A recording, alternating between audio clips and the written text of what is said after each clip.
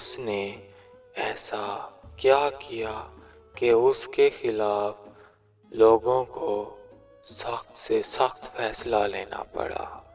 کہانی کی تفصیل جانیں اسی ویڈیو میں۔ ایک بوڑھی عورت تھی جس کے 6 بیٹے تھے۔ وہ بوڑھی عورت ایک گاؤں میں رہتی تھی۔ اس کے وہ بیٹے اس وقت چھوٹے تھے۔ تب اس بوڑھی عورت کی عمر لگ بھگ 40 کے درمیان تھی، مگر دھیرے دھیرے وقت گزرتا گیا۔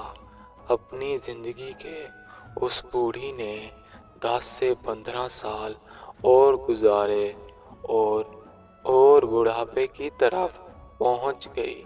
اس کے وہ 6 بیٹے جوان ہو گئے اور کام تلاش کرنے لگ گئے گاؤں میں کہ اب اپنی زندگی بنائیں اور اپنی ماں کو سکھ اور خوشی دیں۔ تو اس کے 6 بیٹے بازار میں کام کر رہے تھے۔ ایک بوڑھے کے پاس، وہ بوڑھا بہت امیر تھا۔ وہ 6 کے 6 بیٹے اسی ایک بزرگ کے پاس کام کر رہے تھے، کیونکہ بازار میں اس کی بہت سی دکانیں تھیں۔ اس بزرگ کا اچھا خاصا نظام چلا ہوا تھا۔ تبھی اس کی وہ ماں ان بیٹوں کے پاس آئی کھانا دینے کو۔ جب اس نے اس بزرگ کو دیکھا تو دیکھتے ہی دنگ رہ گئی۔ اس کی بولتی بند ہو گئی اور وہ اپنے گھر کی جانب رواں دواں ہوئی بنا کسی کو کہے۔ وہ گھر جا پہنچی۔ جب اس کے بیٹے گھر پہنچے تو انہوں نے ماں سے دریافت کیا کہ آپ آج تو بازار آنے والی تھیں مگر کیوں نہیں آئیں؟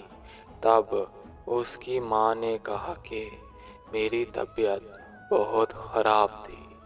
تب اس کی ماں نے منع کر دیا، کہا کہ میں ٹھیک ہوں۔ پھر وہ بیٹے ماں کے حکم سے وہاں سے چلے گئے۔ کچھ دیر گزری، وہ بوڑھی اس بوڑھے کے پاس گئی، اس سے ملی، اسے دیکھا، بہت خوش ہونے لگ گئی۔ وہ 6 کے 6 بیٹے یہ نظارہ دیکھ رہے تھے دور سے۔ انہیں لگا کہ شاید ہماری ماں بد چلن ہے۔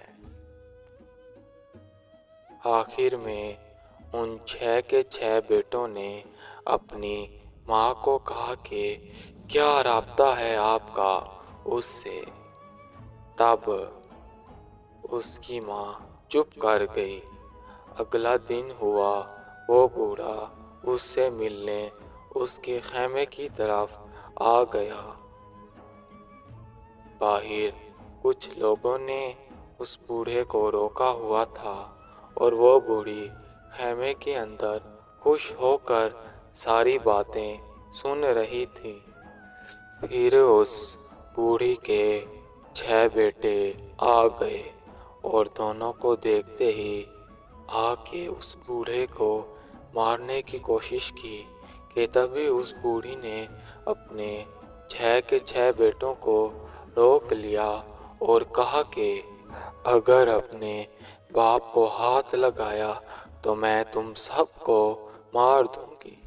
وہ 6 کے 6 دنگ رہ گئے۔ پھر اس بوڑھی نے کہا کہ ہم ایک ریاست کے وارث تھے۔ ہم دونوں کی خاندانوں کی آپسی لڑائی نے دونوں سلطنت کو برباد کر ڈالا۔